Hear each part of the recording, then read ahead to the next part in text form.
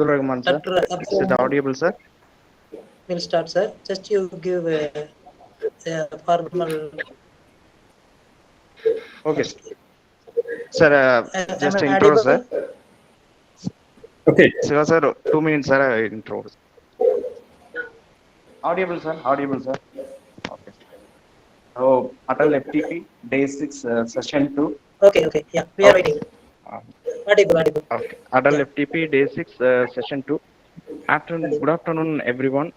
We are privileged to have two distinguished resource persons for today's session, whose collective expertise and global experience will make it this session truly enriching. Our speakers are Dr. Abdul Rahman Abdul Rahim, Professor of Mechanical Engineering at Nasuputra University, Indonesia, and Dr. Sivakumar, Professor at the Universities Nasuputra, West Java, Indonesia.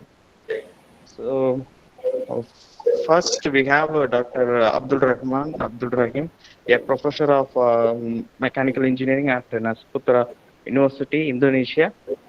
Dr. Rahman has an illustrious academic background, earning his BSc degrees in mechanical engineering and engineering management from the University of Evansville, USA in 1988. He holds an MSc in manufacturing systems engineering from Warwick University, UK, and a PhD from University Technology, Malaysia. Additionally, his certification in occupational safety and health in manufacturing industries from WorkSafe, Western Australia, underscores his multidisciplinary expertise. A member of numerous prestigious organizations such as ASQ, ASME, IMEC, IEEE, and many others. Dr. Rahman brings a wealth of knowledge in engineering, manufacturing systems, and safety protocols. We are welcome you, sir. Thank you so much. Thank you. Thanks. You go ahead. Joining him, Dr. Sivakumar, a professor at Universities Nusputra, West Java, Indonesia. Dr. Sivakumar earned his PhD in aerospace materials from Anna University, Chennai, and has extensive teaching and research experience at leading international universities across Asia, Europe, and the Gulf. He is a subject matter expert in structural dynamics, vibration, automotive design, and thermodynamics, with over 40 publications, books, and patents to his credit. His research interests span composite materials, IoT, sustainable materials, natural fibers, fluid transportations, and biomass energy conversions. Today, they will share their deep insights on topics the bridge theory and practice in mechanical and aerospace engineering, offering as a global perspective on innovation and sustainability. Please join. Okay, thank you. Thank you, sir. Okay. Thank you, Mr. Prakash. Thank you for the nice and brief introduction. Thank you to Dr. Siva for actually inviting me to this talk. Okay. You're welcome, sir. You are our part of our FTP. I appreciate your acceptance for this collaborative presentations today. I welcome you to present today's session as your material expectations in titanium and carbon fiber. Okay, thank you so much. Thank you, sir. Okay, actually, my forte is not in material, but I do some work long time ago on composite material when I was a junior lecturer at University Technology Malaysia. And Professor Sivakumar is actually my very close colleague at Nusa Putra University. They are just the two of us, international professors at mechanical engineering faculty at the Nusa Putra University. A bit about my background. I'm from Malaysia actually. I'm not an Indonesian. I did my Bachelor of Science in Mechanical Engineering way back in 1988 in the United States. Then my master in manufacturing system engineering in the UK at Warwick University. That was in 1993.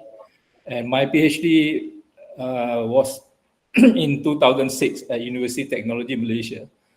And my research area is new product development for engineer to order production.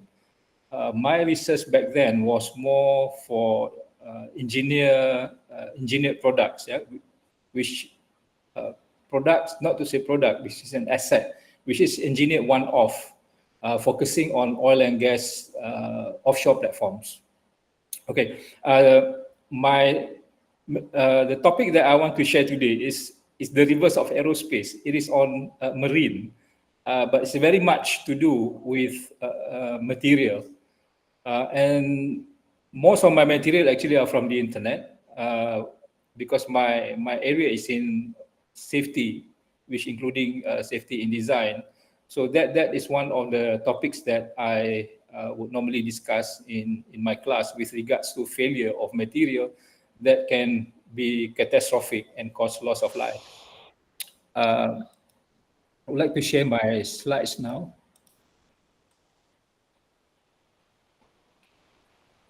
Oops, this. Okay. All right.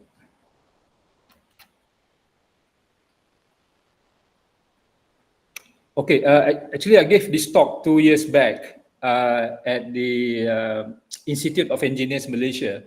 So this is like a 2-hour webinar. Back then, the accident was only recent, and this is a topic of interest to the engineers. Right. So the accident occurred in 2023, and the object of the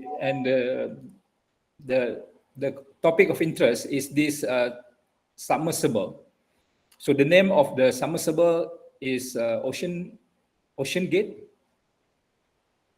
Sorry, the name of the submersible is Titan, and the name of the company is Ocean Gate. So submersible is just like a submarine, but it is actually much smaller as compared to a submarine. And this particular submarine is very much at the exploratory stage. It is not yet mature. It is something which is quite new, and use different material to withstand the heavy pressure at the bottom of the sea. So in the marine in the marine industry, there is something like a code called SOLAS, which means Safety of Life at Sea. So it is a voluntary international maritime treaty that sets minimum safety standards for ships, including requirements for construction equipment and operational procedures. So all the ships, ocean-going ships in international waters, has to comply to this particular treaty, which is known as SOLAS. One example is the accident that happened many years back to a crude oil tanker called Exxon Valdez in Canada. Back then, the ship was it has only one hull, and it ran aground, and it caused a lot of environmental damage because the hull is only one. After that particular incident, it has become mandatory for ocean-going vessels to have a double hull. So this is one example of the enforcement of the treaty, yeah, Safety of Life at Sea. Okay, before I proceed with the talk on the accident, I would like to share a bit about water depth and pressure. Okay, at 0 meter, yeah, from the sea level, I mean at the surface of the sea, the pressure is 101 kilopascal, or more or less 1 atmospheric pressure.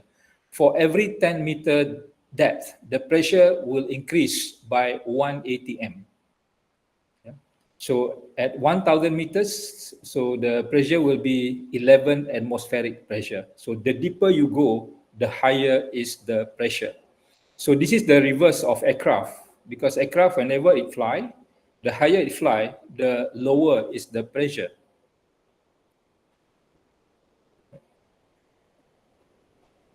Okay, yeah, this is what I'm referring to.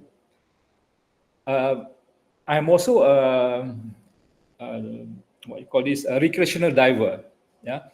So normally for recreational diver, whenever we dive, the maximum is, I would say, 20 meters. So at 20 meters, the pressure is 3 atmospheric pressure. So in order to ascend, yeah, because the body at 20 meters, it is pressed with 3 atmospheric pressure. So we have to slowly ascend. Every 5 meters, all divers have to stop for 3 minutes. So that is to enable the body to stabilize in terms of the breathing as well as the level of nitrogen inside the blood. So another 5 meters, another safety stop for 3 minutes. Then only you can actually ascend, or else one can have what we call this decompression sickness. So there is always a hazard whenever people are diving or for any submersible that have people in it at a very, very high pressure. That means at a high, at a deeper depth. Yeah? So at extreme depth, what will happen to the human body? Yeah, the water pressure will compress against the lung, and this can cause the lung to collapse. The blood will be full of nitrogen, and there'll be less oxygen.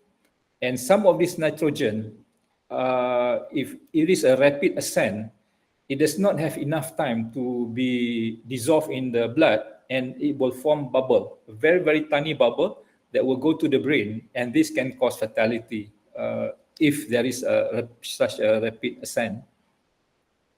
And the other one is the cold temperature. The deeper you go, the colder it gets. So normally for deep sea diving, the diver have to wear what called a dry suit.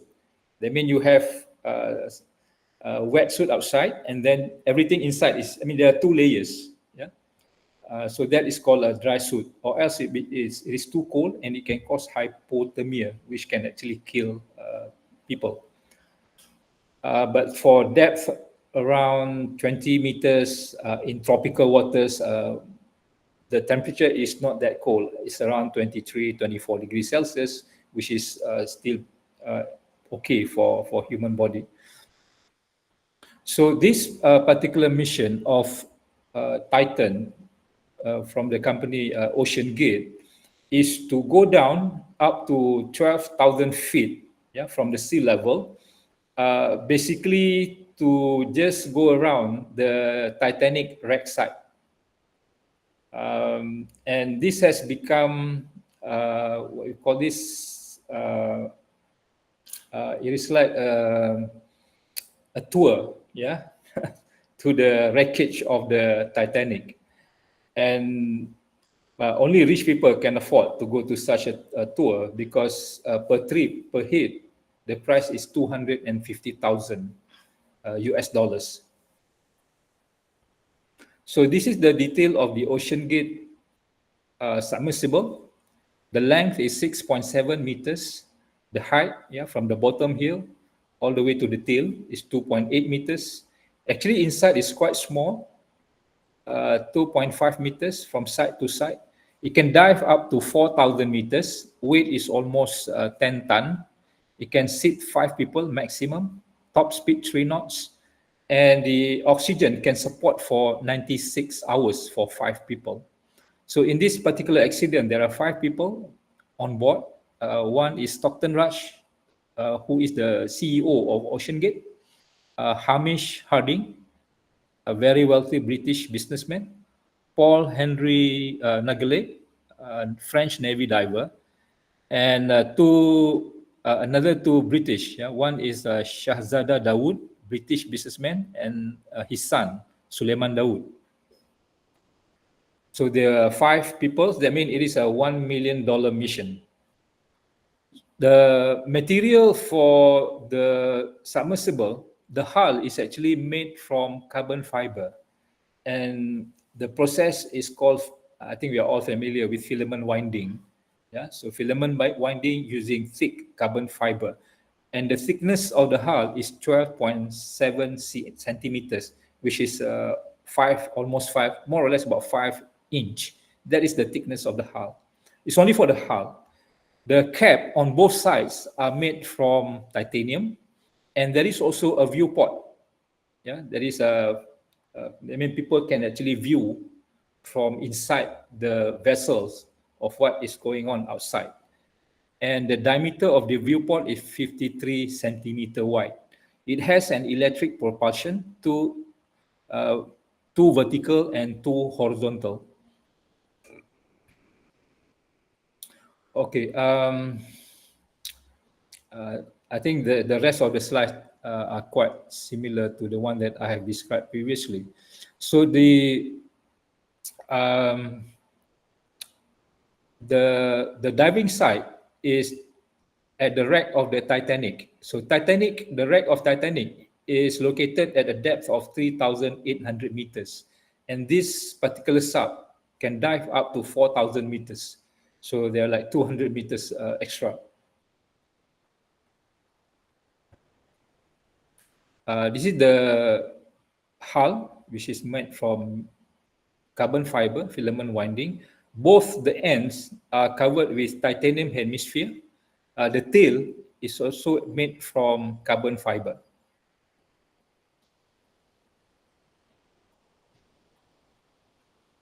This is the typical configuration inside the submersible. It is actually quite small. One can just actually sit on the floor and on the wall. And this is the seating arrangement. And the time in the submarine is between 6 to 8 hours. Okay, there are also 2 rings here, which are also made from titanium. So titanium is again, why titanium is being used. Number one, because of the high weight to strength ratio. Yeah, because you want to the ships, the designer, they don't want to spend a lot of weight on the ships, but rather the weight should be on the load. So that is why they use this titanium alloy. Apart from its high strength, it is also lightweight. As we know, titanium alloy is also used as what you call this blade, yeah, for the jet engine. Okay. So the submersible will take around 2 hours each way to ascend and descend. Yeah, so 4 hours actually spent just to ascend and to descend. So the time spent close to the wreck is around 4 hours. So that is the intention. Okay.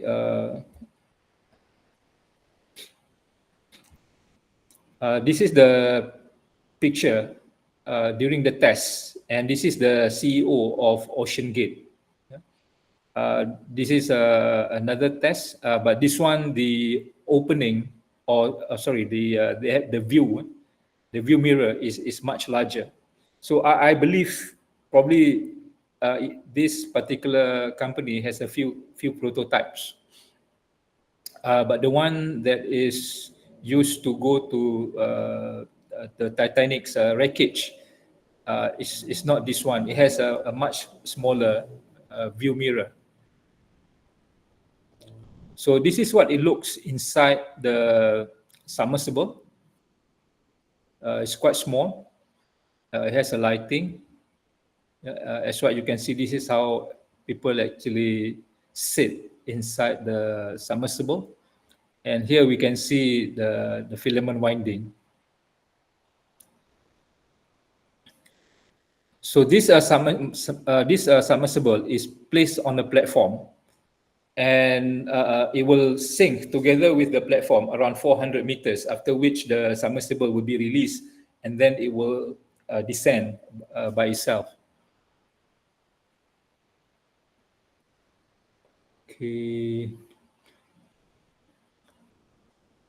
So this is the position of the vessel on June 19. This is the location of the wreckage. To control the vessel, a joystick is used. Yes, the joystick is similar to the one which people use for playing games. So they have modified, the company modified a bit, and this is used as a controller to control the movement and the thrust of the submersibles. There is also a toilet at the end of the submersible, and next to the toilet is the viewpoint. So the rear section contains an oxygen tank and all the electronics. So this is the tail of the submersible. This is where the electronic control is located, along with the oxygen tank, as well as a tank to absorb carbon dioxide when people exhale.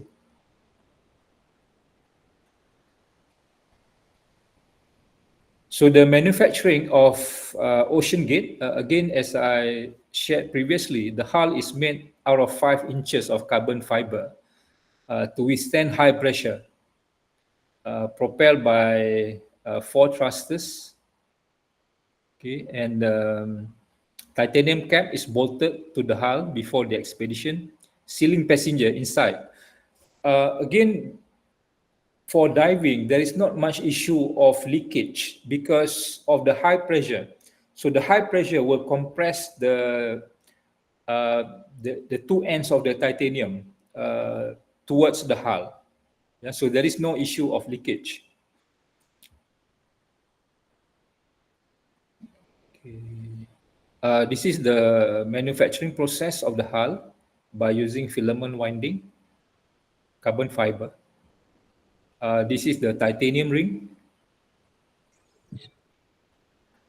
This is used to control the buoyancy of the vessel, and this is the controller, exactly the one that is used for playing video games.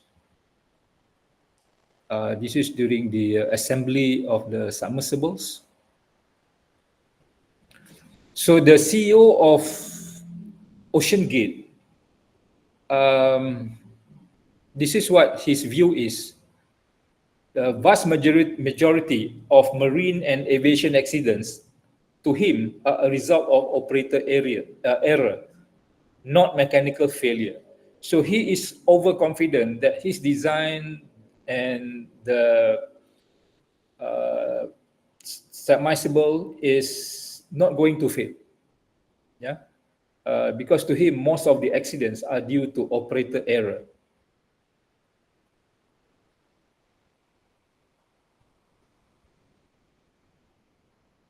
So this is how the submersible is being launched. Yeah, it has what we call this platforms, and the platform will also actually sink together with the submersibles, and then it is released or detached from submersible. This is the launching. This is the platform underwater.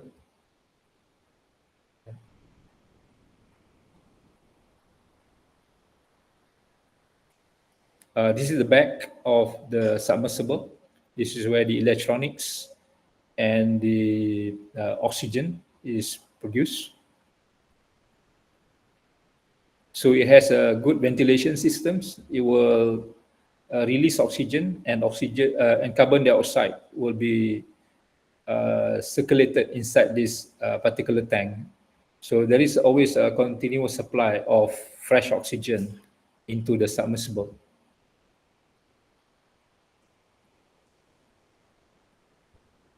Okay, so this is the vessel that brings the submersible to the side, and it is released together with the platforms, up to 490 meters, after which it is detached from the platforms.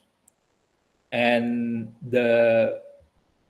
these things here, this is actually a float. So this thing will float the platforms to the surface. Oh, sorry, to the surface of the sea. Okay. This is the artist's impression of the Titan once it is underwater. Yeah, so it has sonar systems and it has cameras to capture the image of the Titanic. And actually, this is not the first time that this submersible has been down at that depth. Yeah. So it has been there a couple of times. And this is the image which is captured by this particular submersibles. This is the view, the bow of the ships. Yeah. So these are the pictures taken from the previous trips. This is just a chronology of the event. Okay. I can share the slide with you later on. And at a very high pressure, at 4,000 meters or 3,800 meters from the sea level, so the pressure is like, okay, for every 10 meters, there is 1 atmospheric pressure, additional 1 atmospheric pressure. So 381 ATM, atmospheric pressure. Yeah, so it's very, very high pressure at 3,800 meters. So this is, again, this is an artist's impression of what happened to the submarine. Instead of explosion, what happened here, it is an implosion. It is just like we crumple a piece of paper. Yeah? So the submarine is actually implode because of the very high pressure from the seawater. What is suspected is that the hull collapsed. Yeah? The hull, it is not the titanium part, but rather it is the hull that actually collapsed. And when the hull collapsed, everything is out of place. The wall of metal and seawater smashed one end of the boat to the other, all in around 30 milliseconds. Yeah. So this is what happened to the submersible, and literally it just killed people almost instantaneously. There is no chance for them to survive at this high level of implosion. So okay. This is the depiction of the submarine implosion underwater. Yeah. So you can see all the debris all around the place. Actually, there is a video in YouTube that you can actually watch, a simulation of the implosion. This is the picture taken by the ROV, remote operating vehicle, of the wreckage. And actually part of the wreckage is winched to the surface. This is just search and rescue operations. These are the wreckage. This is just a white canvas to cover the wreckage. We can see here the ring is still intact, as well as the one end of the submarine, and this is the viewpoint. Yeah. It is presumed that human remains are also found during the search and rescue operations. Okay.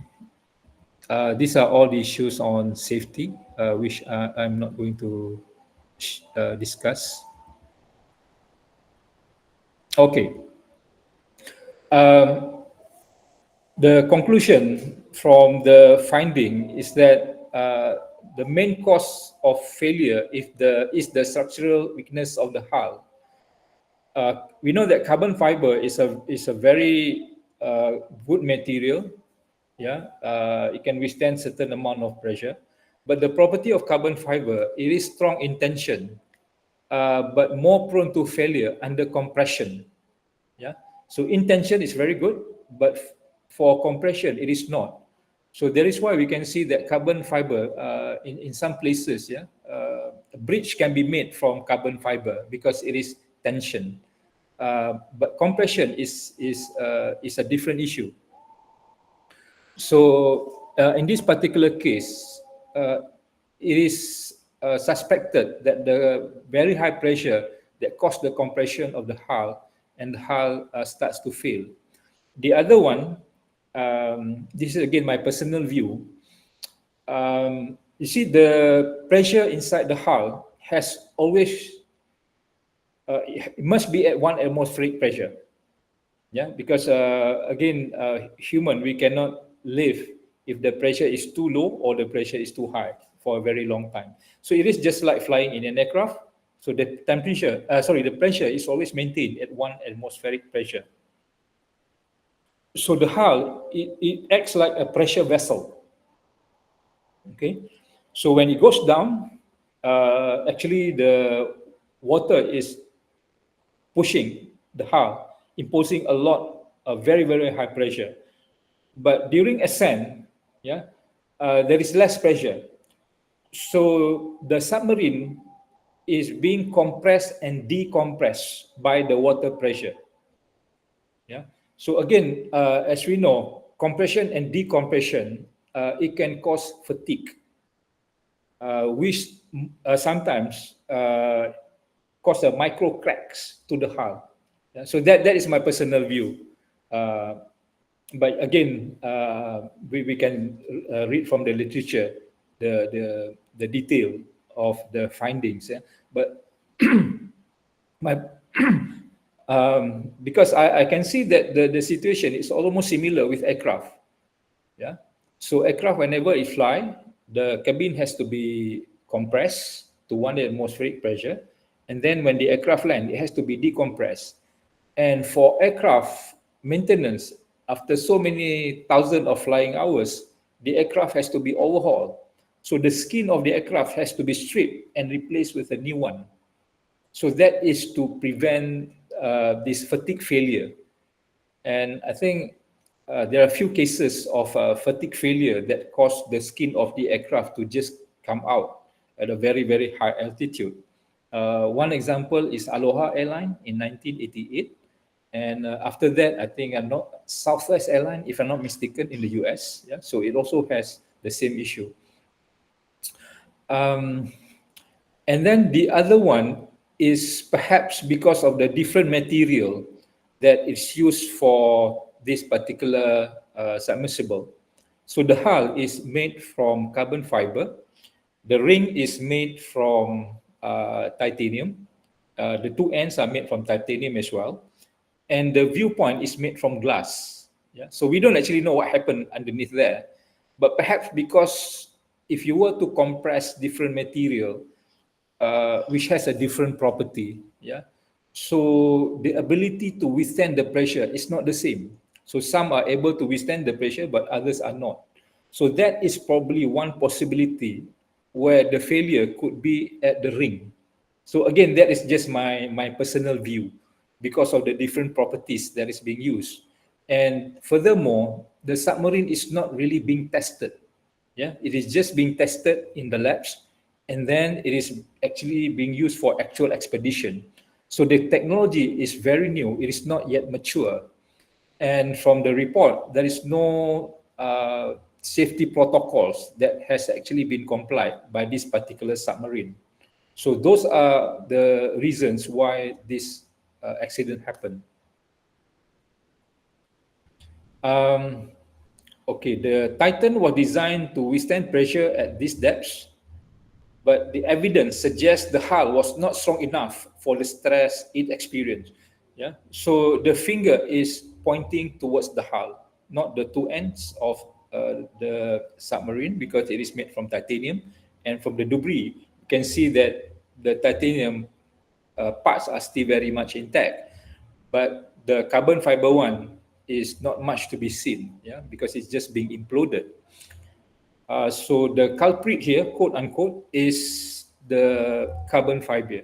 I mean, even though the thickness is 5 inch, it is actually not strong enough to withstand pressure at 308,000 meters from the sea level, or 381 atmospheric pressure. It can be good maybe for 2000, 2005, I don't know. But obviously, in this case, it's not being able to withstand that such a high pressure. And that is the cause of the failure in terms of structural weaknesses. I believe in this particular case, perhaps they have done some finite element analysis, yeah, where you can actually simulate the amount of pressure that you can impose on the hull. But nonetheless, it is just a simulation. In real life, a real test need to be performed. But again, in this particular case, it is almost impossible to simulate 381 atmospheric pressure. Because even the military submarine actually does not dive even at that depth.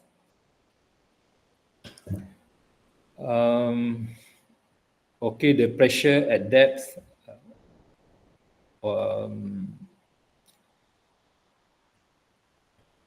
Flawed in design and manufacturing. Because the design and construction is very much at experimental stage. So this is just like Elon Musk's earlier experiment with his rockets, yeah.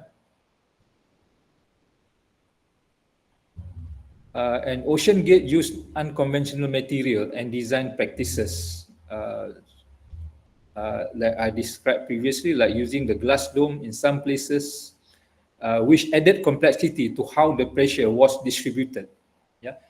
And we know that the shape of the vessel actually will determine how the pressure is being distributed. So as much as possible, the design should be round, so that the pressure imposed on the submarine is equal from all sides. Unconventional testing and lack of third-party verification or certification. And this company did not pursue certification from American Bureau of Shipping or similar entities, which would have subjected the vessels to more rigorous safety checks and testing procedures. So this company is just like a cowboy.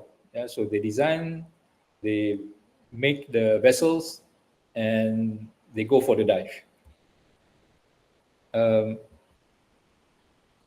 Lack of sufficient safety protocols and oversight. Yeah? So normally for vessels such as this, especially submarines, it has to have this what we call a redundant system for safety purposes. But in this example, in this particular case, it's only one. Yeah, like for instance, the communication system, the life support system, the emergency recovery protocols. In reality, it has to have a redundant system. But obviously, in this case, it is not. Just like aircraft, we know the power of the aircraft comes from the engine. If the engine fails, at the back of the aircraft, there is a APU, auxiliary power unit.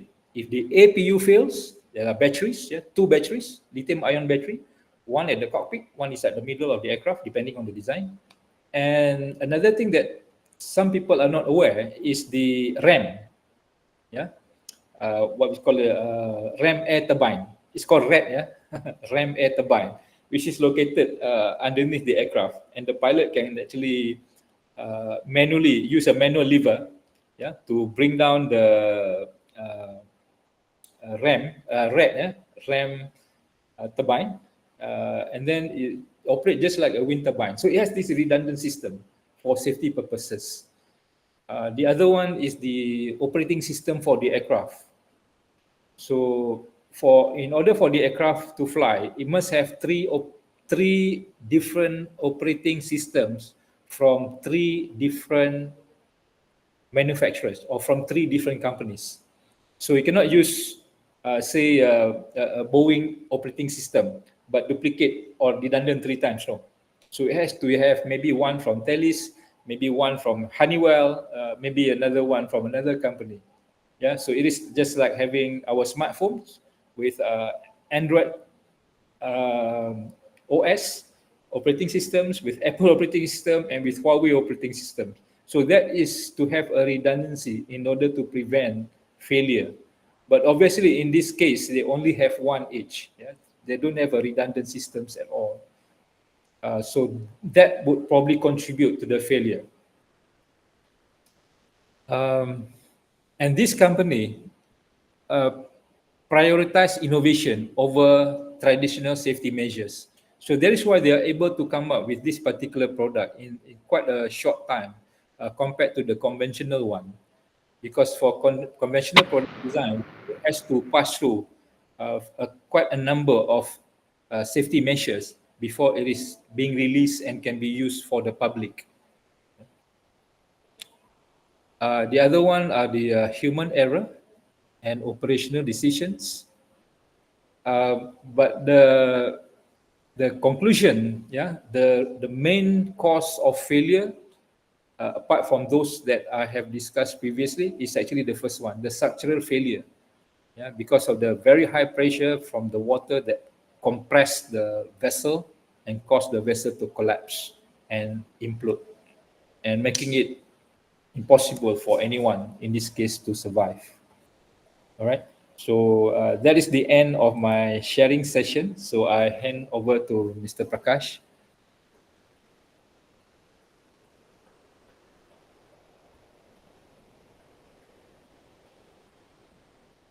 Thank you, sir. Okay, Dr. Siva. Yeah, yes, sir.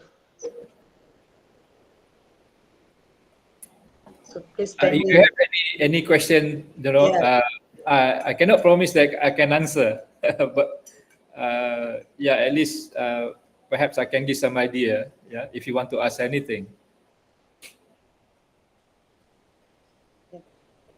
Please, if you have any participants or anyone have any Anything. queries related to anything your research or in terms of higher education side, sir have more experience in have a different exposure in different countries, especially in field of safety and industrial engineering also.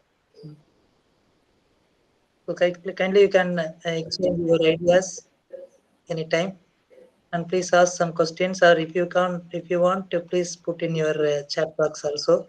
Yeah. So sometimes they put chat box your question, their question. Please check it. All right. Yeah. Just to add, from my reading, this is the first time where carbon fiber is actually used for submarines or submersibles. Even the military submarines, all the military submarines actually use metal, and normally for military submarine it doesn't dive at that depth. Usually around 200 to 300 meters most of the time. Yeah, only certain special submarine that dive deeper than that, but most of the time it is around 200 to 300 meters. Yeah, because there is no need for them to dive very deep. Yeah, because 200 meters basically nobody can see them, and that is the safe diving distance. If they were to dive beyond that, then the material has to be thicker, and probably they need to find a better material so that you have a very high strength to weight ratio. Yeah, and to use titanium for the whole hull is going to be much more expensive. Yeah. But thinking a bit, if they were to use all titanium hull, could this accident happen? Yeah, if all the hull are made from titanium rather than carbon fiber filament winding, if they were to do that, what's your opinion? I'm just asking. It depends on that application, especially in marine application. They focus the reaction with salty water, sea water. Mhm. It has it should be sustained with long time with react with sea water. The first criteria is that, based on my opinion. So maybe designers they have to focus more about the water absorption characteristics of design material. Yes. And another one that we need to really consider material wise is fatigue failure. Yeah, failure due to fatigue.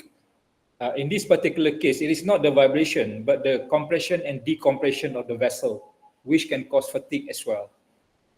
So normally this kind of fatigue is start off with a micro cracks. Yeah, So from micro cracks, because of the high pressure, then the crack can grow actually very very fast. yeah, it's Yeah. propagate very immediately because of high pressure inside Yes. the deep sea. Yes.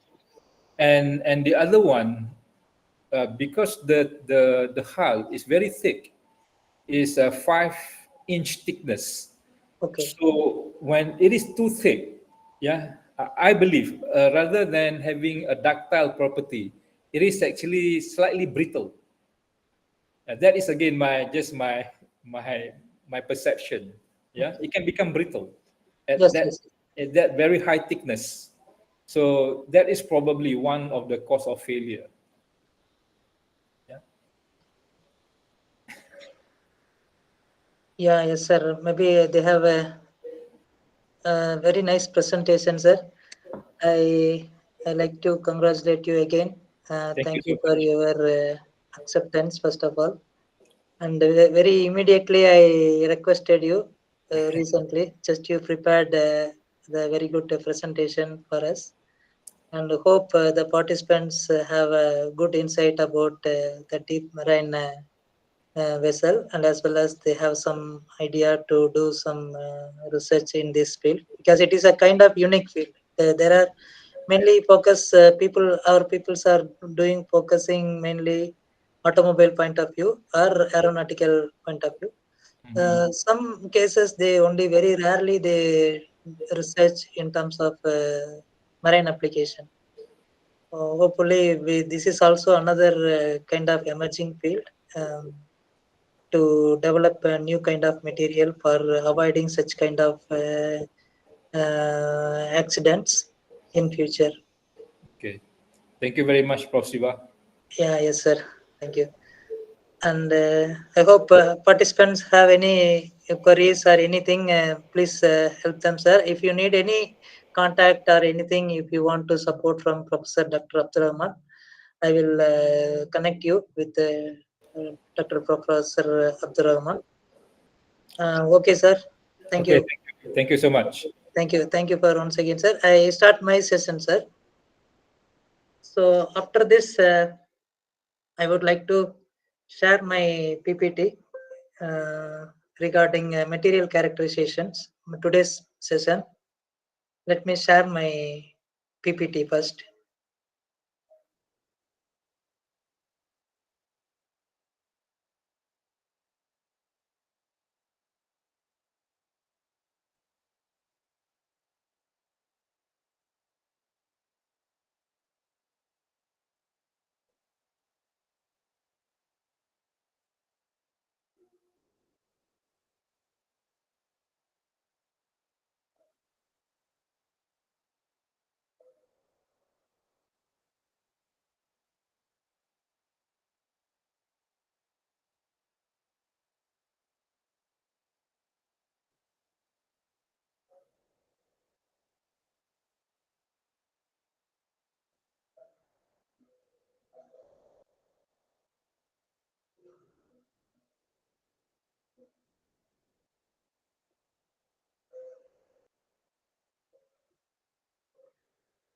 I think my PPT is visible.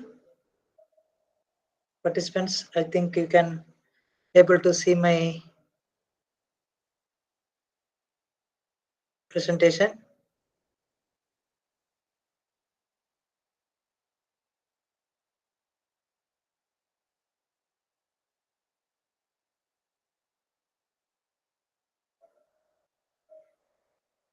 Okay. So today's my topic is about the material characterization and the testing of uh, composite materials. Especially, I'm going to focus the metal matrix composite alloy materials. So we have many kind of testings in our composite research. So based on the testing results, we are concluding what kind of materials characterization, and according to the material character, the application is choosing to develop a new kind of equipments or any kind of products. So the first foremost important thing is the selection of material, especially nowadays. The composite is very emerging to replace all the conventional materials. Hope you all familiar with many researchers kind of testing and as well as characterization of any material. Last session I was discussed about the fabrication of composites and how to do validation of your test, all those things in previous session. I hope you continue with this today. Now I'm going to focus, not focusing on many techniques nowadays, and now only I'm going to tell you some different material characterization techniques using computer analysis.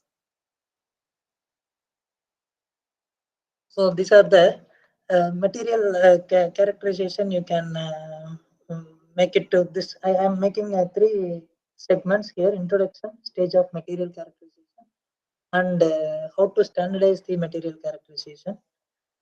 Material characterization means to categorize the composition and the natural behavior of that uh,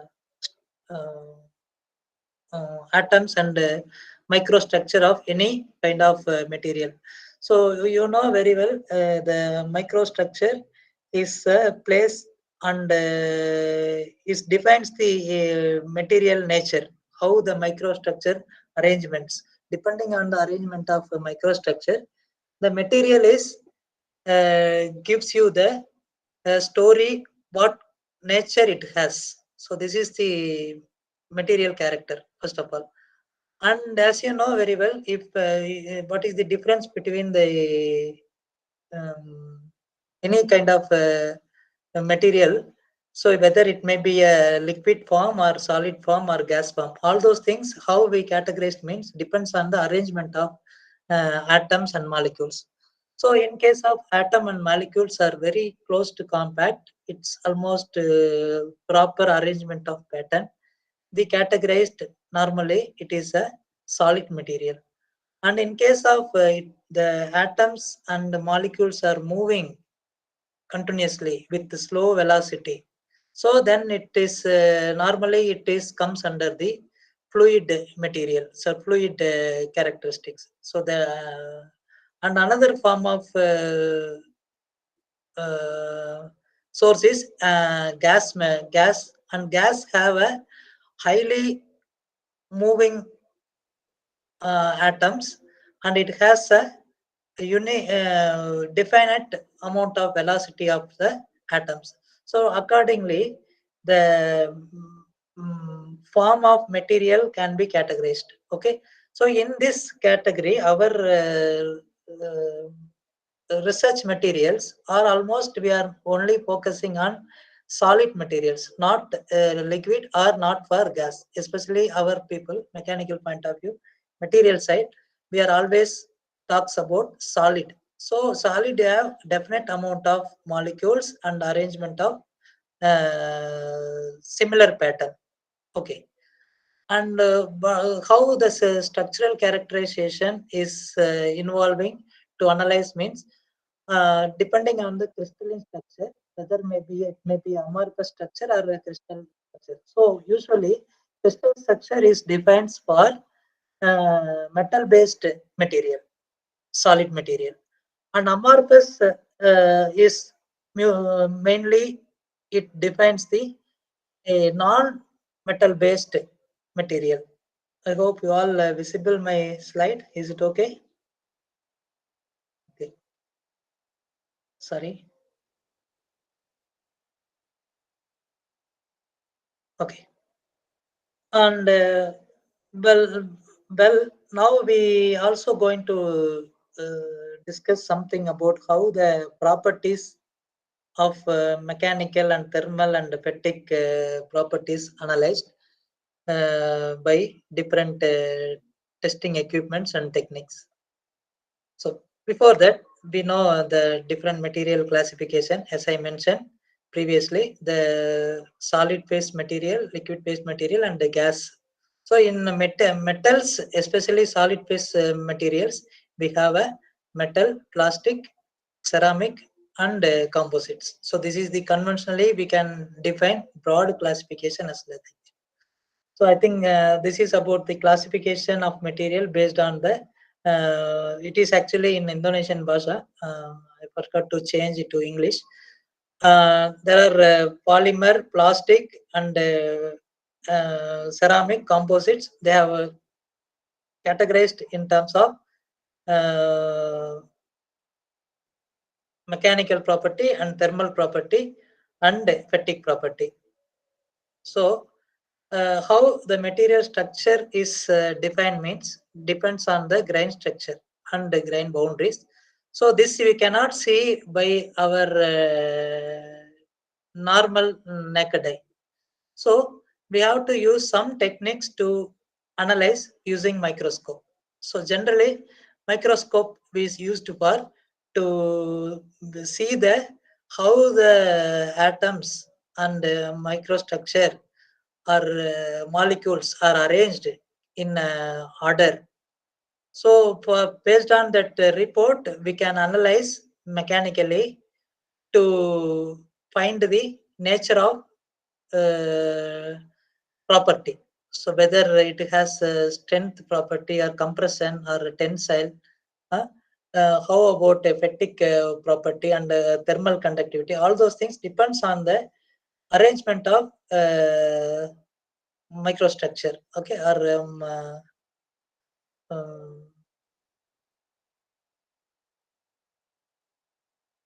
okay. So next one is how this behavior is changed depends on the material to material. Naturally, there are four category structure of material and depends on the mechanical character and physical chemical property.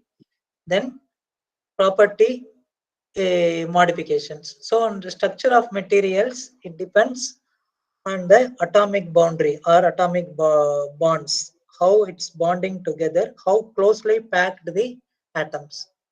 So metallic, so there are many chemical terms, chemistry terms introduced in materials testing or research.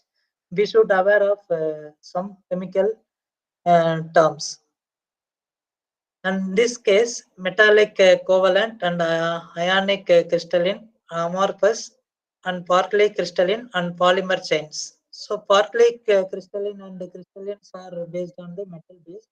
Polymer chains are based on our polymer composites and like a glass fiber and this carbon fiber and using matrix epoxy resins. So we used that chain as called as polymer chain. And crystalline structure is nothing but how the metal-based atoms are arranged, okay, in certain pattern. And amorphous is also non-metal structure only. It is like plastic or other than metals, can say. And in terms of mechanical properties, hello. And in terms of mechanical properties, as we know very well, so how mechanical properties we are categorized and we are mainly in terms of strength, ductility, elasticity, hardness, fracture, fatigue, crack, creep, etc. So in terms of strength, we normally choose the testing called tensile and sometimes compression also. And in case of analyzing impact, we are choosing machine called impact ISO impact testing and universal testing also using for analyzing the strength of material. And depends on the elasticity property, we can find the characteristics of elongation, strain, all those things. And creep also used for to analyze the fatigue nature. Okay, how much repeated loading can accept that particular material. So it is already we have discussed in many other subjects called design subjects. And this one is about purely about physical property of material. Say for example, density. Okay, the density, if it is a low density, obviously it has low strength. If it is more density, obviously the metal have more strength. There is some interconnection property between your physical property of material with the mechanical property. You can define easily,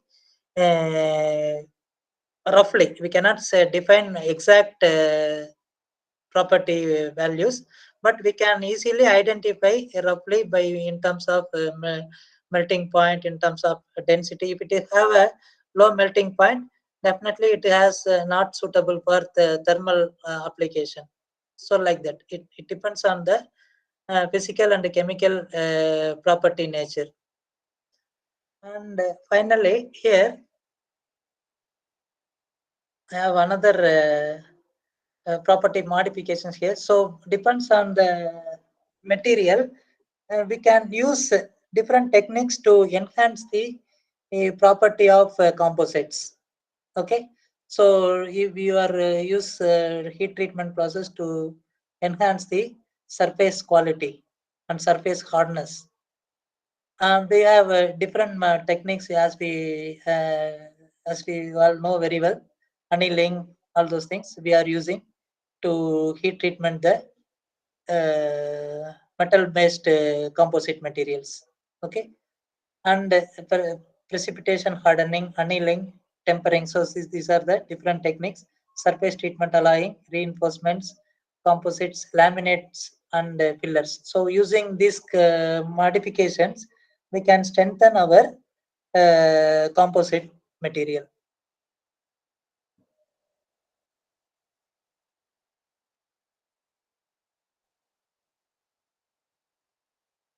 And these are the structural characterization using different machines. So X-ray diffraction, TEM, scanning electron microscope, and atomic microscopy. So normally X-ray diffraction is mainly it is used for to find the composition of any composites. So if you say, for example, if you are using zinc and aluminum in certain percentage and making some compression molding techniques, heat treatment, if you do with that material, after that you can using X-ray diffraction machine and X-ray photoelectron spectroscopy, also the same kind of XRD only. It has some unique differences. Using that image or processed image from the X-ray diffraction machine, we can analyze using computer softwares. Say especially for X-ray diffraction machine, I have one software called uh,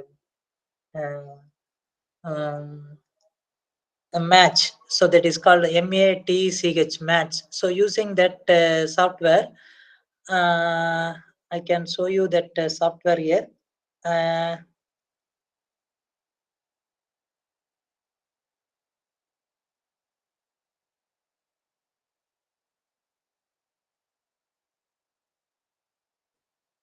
So this is our software which is used for to analyze X-ray XRD images.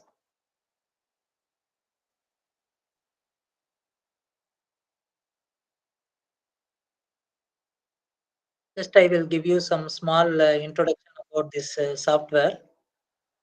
Probably it might be useful for your next researches, but I think it is not open source. We have to get license. In our university, we have our professors have this software, and in this case, if you this is the software page, you can upload any XRD image here, and you can analyze what are the compositions inside the your material. Say for example, if you take uh, silicon from raw sand, so we are using different techniques to refine that. So after that, how much percentage of silicon is exist, you can analyze by XRD image. So taking XRD image from that machine and take raw image of that image and input to this import to this software, and you can analyze this peak matching.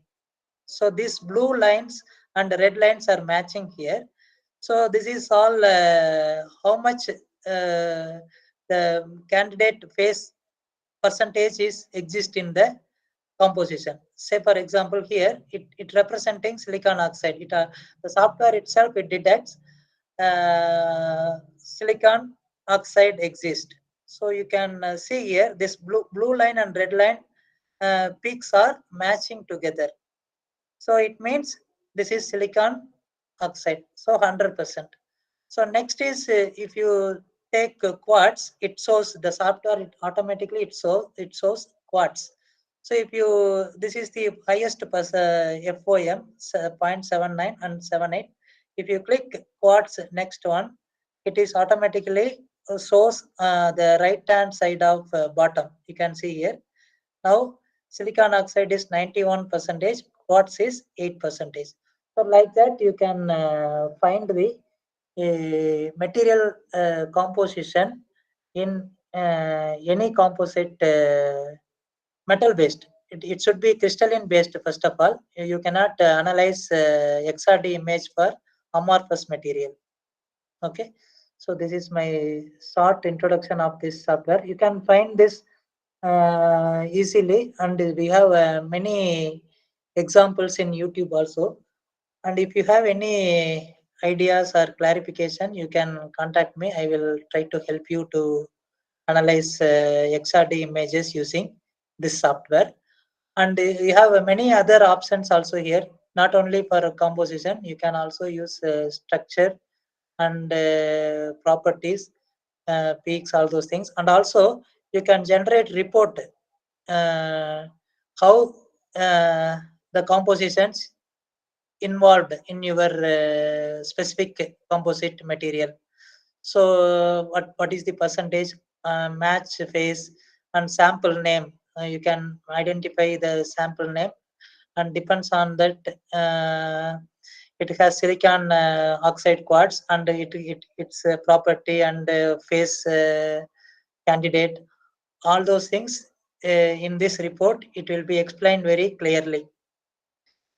And you see the how much percentage of each silicon oxide, all those things it is representing here. It also representing in your plot, and as well as in report format also. So these are the peak list. How the peak list means, the peak is nothing but the highest value of your interaction plot. Okay, and it should be matching this the green line and red line should be matched. If not matching, it is not in the phase candidate list. So that is the only technique they're using here. if I take some other material simply like this, if I choose this if there is no match, if I find all the candidate phase, you cannot find any matching here. So that means there is no match to that particular phase candidate. So this is the one of the software which is used for analyzing the XRD images. So, but you need a raw XRD image. You cannot use the used XRD image again. So you have to take XRD image from machine. It is separate file format. You cannot use JPG file on all. Only you have to take it from the raw image from the machine equipment, XRD equipment. And also have some analysis techniques for TEM and SEM. I'll give some demonstration regarding SEM analysis later. Let me finish this PPT.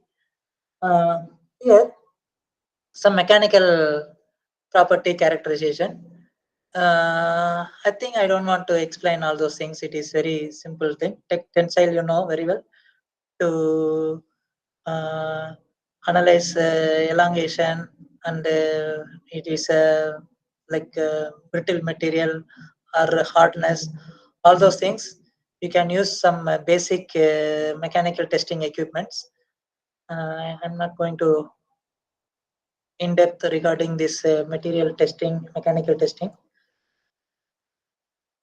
So also thermal properties, as you know, there are many equipment they're using, which I is representing here, and also at the theoretic, vibrational point of view, there are many testings are exist based on the stiffness and based on the deformation, and also you can use in some softwares like design softwares like ANSYS, Inventor, to analyze the vibrational characters in terms of amplitude, frequency, mode analysis. So all those things also very important to select before selection or before finding suitable application of your research or engineered material. So these are the chemical composition techniques. So one is atomic emission spectroscopy, how the chemical compounds are exist, and ultraviolet UV technique they analyzing, and spectroscopy, IR infrared spectroscopy they using for the chemical property of your composite material. Then material surface characterization. So this is another one important characteristics of any material. The surface quality is more important to any material, and we have to aware of to enhance the surface quality by suitable techniques. So in this profilometer and ellipsometry. So profilometer, the main purpose is to measure the surface quality, topography, and roughness. Mainly it is used for measurement of metals, ceramic, and thin film coating. And ellipsometry is used for to measure the thickness of the coating, because how much thickness the coat, how much stick with the surface, and how hard the thickness of the film. And the application is semiconductors, polymers, and oxide films. Next is material, stages of material characterization, preparation of sample, and characterization technique selection, and data collection, analysis, and validation. So after the validation only we can conclude our material quality or material performance, how the material is performing, or what are the preparation techniques be involved, and how the technique is evolved our material perfectly. And this is the standardization of material characterization. So how consistency it is having, and how it is reproducibility and traceability and communication. So we have to define the material characterization in form of generalized manner to communicate with other sources. So these are the some standards they are using.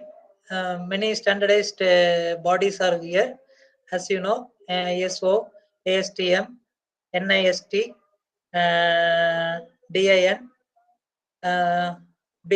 BSI. So these are few standardized material characterization bodies, and there are many, and I showed here only few here. So I would like to now going to explain some image analysis by using image J software. I'm not going to give you this presentation. I try to explain you by using the software how to analyze image of SEM using a software called Image J.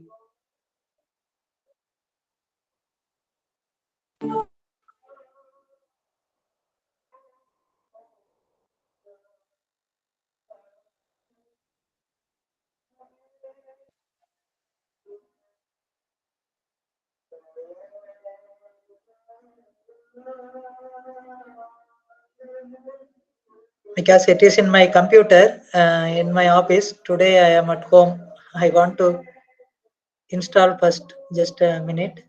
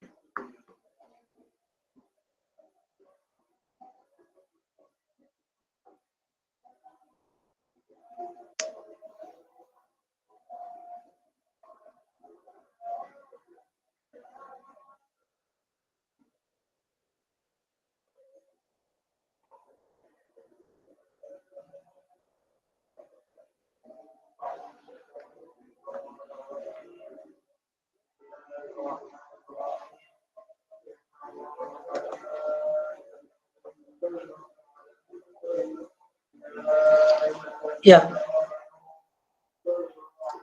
So this is software which is used for analyzing your SEM or TEM image. So any micro structural image you can upload here any type of image. It is not mandatory to take from SEM machine or TEM machine. You can use even JPG file also. So before opening this, let me show the icons here using the PPT.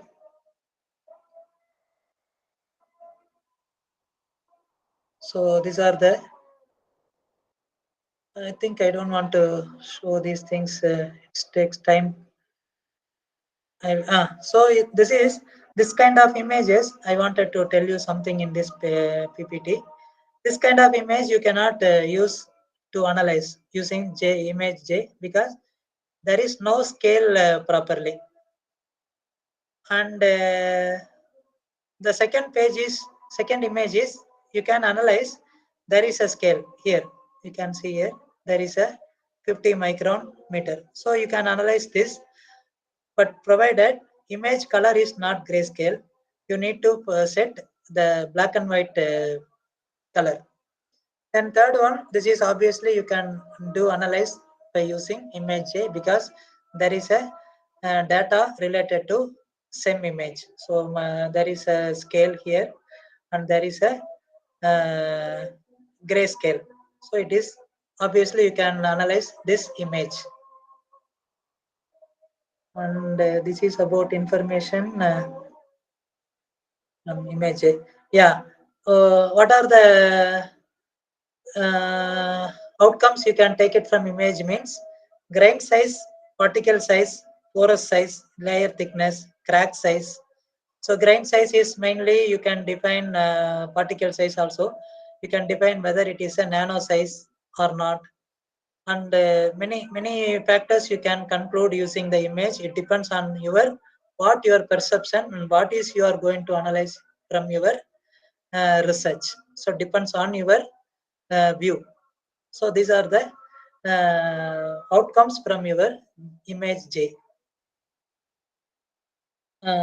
So this is how to set scale from your image J software by making a line, and you can define the set scale, and using the set scale you can fix the value of this size.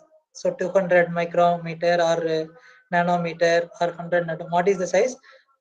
You can enter the size here and you can fix the unit length, whether it is a micron or nano. And this is about how to analyze the layers. What is the gap? What is the porous? How much the bonding is impact. So all those things we can analyze using the software itself by only by the measurement. So there is no analyze separate engineering analyze. It knows only to how to analyze the image. The software only knows about image pixel, not about anything about material property, about kind of composition and all. So for that you need to go for XRD analysis. For that we have software called Match. So this is image J. And so those things I will try to explain in the demo session. I don't want to explain here. So these are the other formula to calculate the area. So one more thing I wanted to tell you here. So if you have an image like this, you need to find the particle size here in terms of area. So if you want to find the area of these particles individually, it takes a lot of time. So for this complications will sort out or overcome by this kind of softwares. So this is only a software I am explaining. There are many n number of softwares available in online resources, and hopefully this is the open source. You can use image for your research. And so these are the area how to find calculate the area of your grain sizes. I will show you in the demo session. Let me show the demo session now. Using this, I can open file here.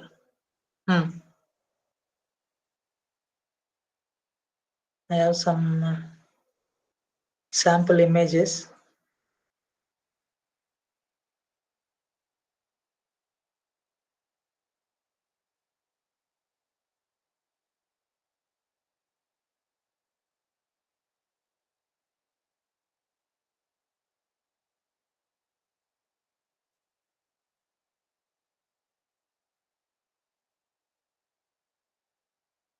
think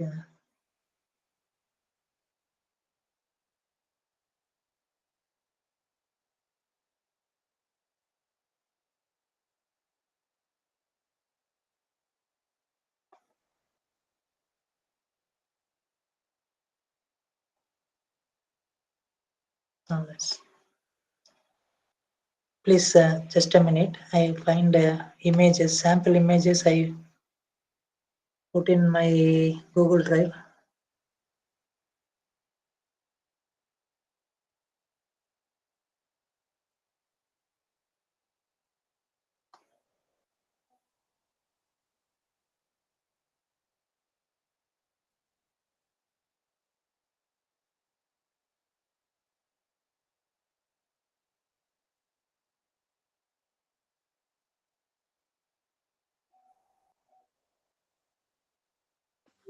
Yeah, some examples.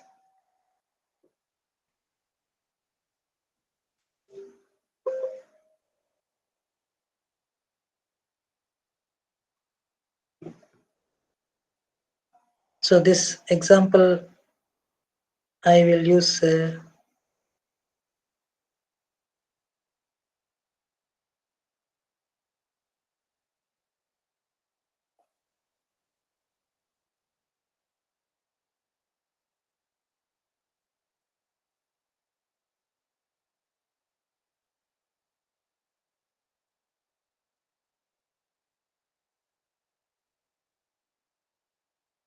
I have to download first.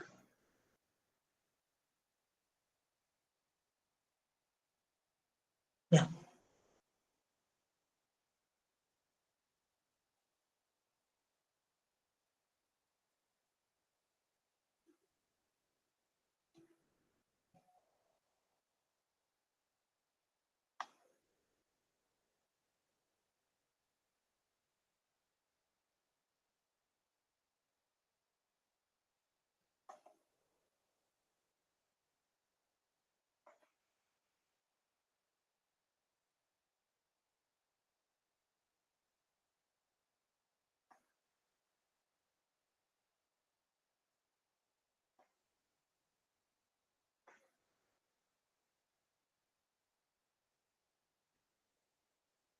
Okay. So this image I just drag to this image J.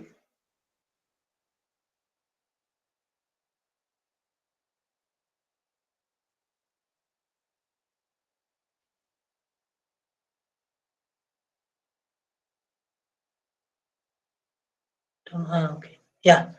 So now it's open like one image here. There is another one image also. I will try to use this image. Example 1.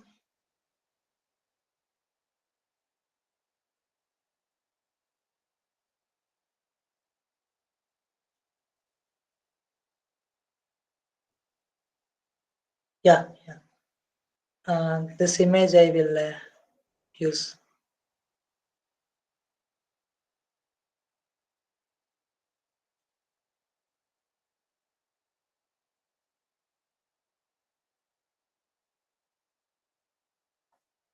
Just you select and move this to here.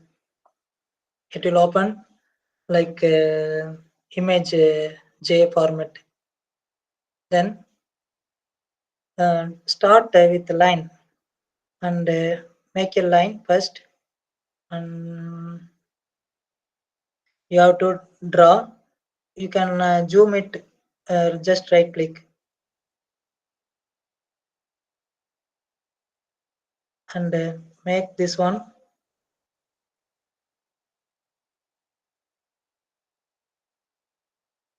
line here. Just you select line command and you can draw directly from here. Because of this laptop, I couldn't operate this mouse. Now you have to use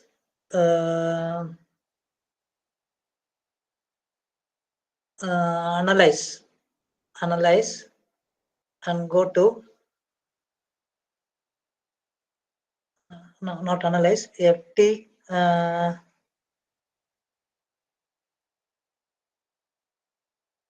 before that, I have to crop. So first you draw this, then you go to any analysis area. You have to select that area by making the triangle, a rectangle box. Any place you can select like this, and you have to open this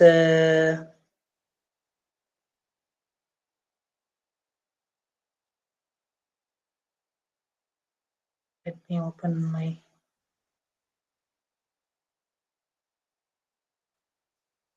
because I computer in my university, all files in my computer. That's what I little bit tricky for me now.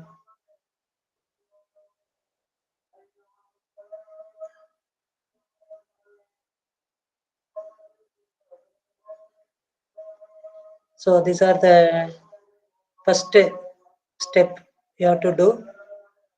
Analyze, set scale.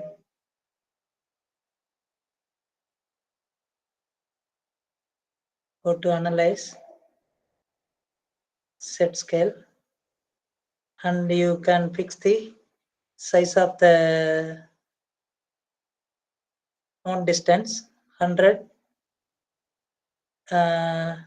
and the unit is nanometer. And you can select OK.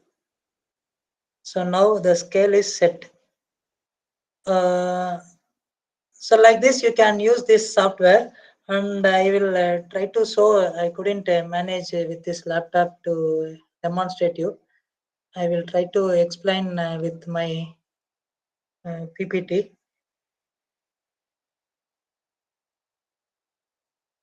Yeah, you see here, after set scale, you can make a size of the distance, and you can fix the micron or nano, and afterwards it will be, the image will be like this. You can crop separately where you want to analyze, you crop separately and make it as duplicate. Okay, if you do select, after selection, if you go image and duplicate, it will separately shows yeah, image file. Okay, then using analyze, you select a tool and you make it as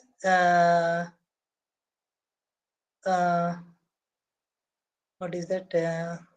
Wait 1 minute. Tool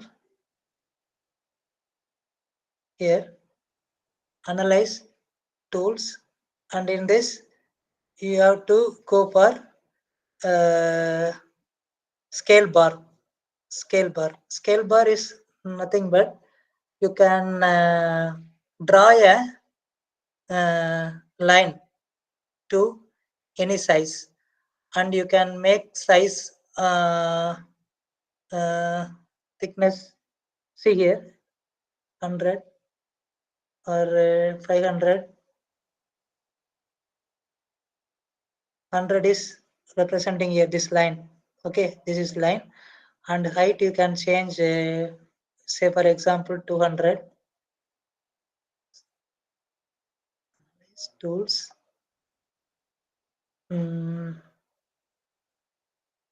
Scale bar, and font size you can change like 25, or maybe if you change, it will be automatically shows the scale bar of our image. And you can also set right side or left side or top corner like that. So this will more useful for your semi analysis while writing your article. So you don't want to use the same image directly to your research article. You can refine what you want to define from your SEM image and select that area, and you find all the characteristics of the image, and depends on the image you can define nature of your material. So this is how I wanted to say. I couldn't manage with this fully. Somehow I explained to you. Maybe I will give you some links to you, how to open and how to download these things. And we have many YouTube videos also you can find easily to analyze SEM image using this kind of software. You don't want to any special tools. Only you have to support Java software in your computer. That is important. Based on the Java, it is operating the software. Yeah, that's all about my today's presentation. One more thing. So after analyzing, you can make pixel size very clearly like this. And after making this pixel size, you can find the area by using the same software. You don't want to open all the particle size, and it is very difficult to find the area of individual size of this particle. Instead of finding individual particle size area, directly use this software. Overall particle size you can easily find, and also you can take a report from that. From this same software, you can take a report of the size of the particle, area of the particle, and overall size of the particle. And also you can define the color format. You can change the color also. So there are many features available. Probably you can use this software for your research. Thank you. Thank you, Nandal, presented and attended my presentation. If you have any doubt, please, you can put it in your chat box or you can ask. Thank you so much, sir. Yeah. So much, sir. Yeah, okay, sir. Participants, this is query session. Any queries, please post your queries in your chat box. At the maximum, I tried to demonstrate the software, but I couldn't able to cope up with my laptop. Used No, this is a wonderful presentation, sir. Thank you. Thank you for your cooperation and valuable time, sir, also, sir. Participants, if any queries, please get your question in your chat box.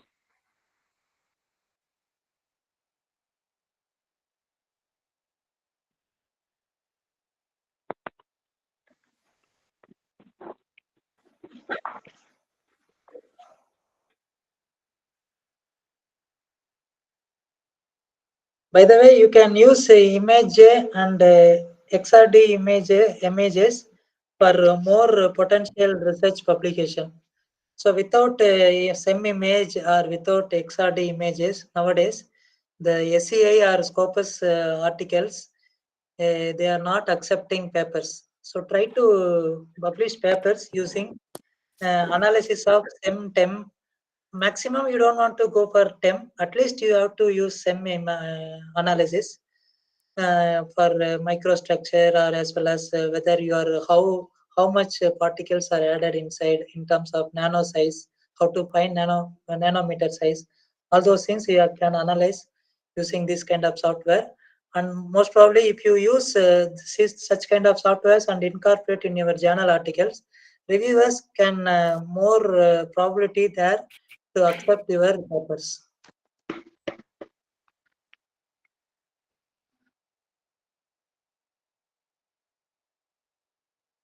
Match, some Raj Kamal sir is asking about Match software. I think you are asking about how to use Match.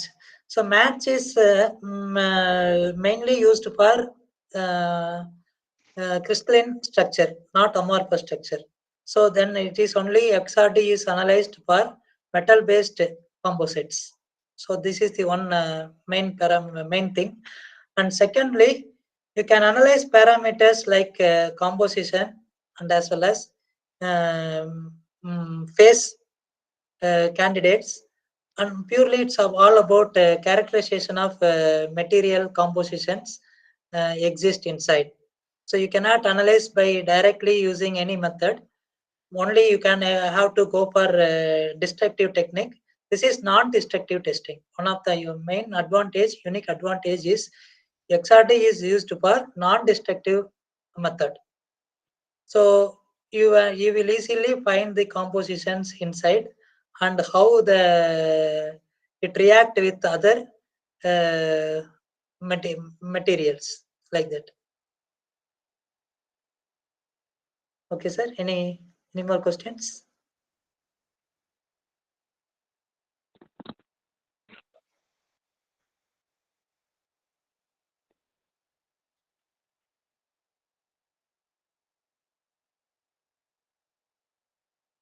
Please try to ask any queries in future.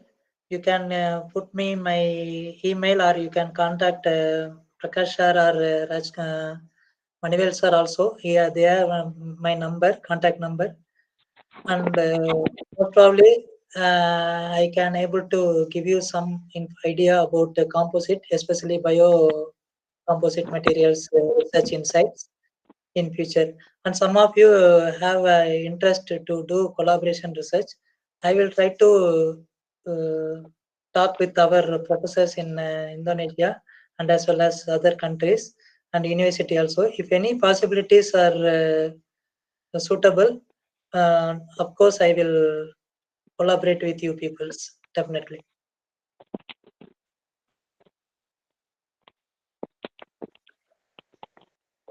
Okay, sir.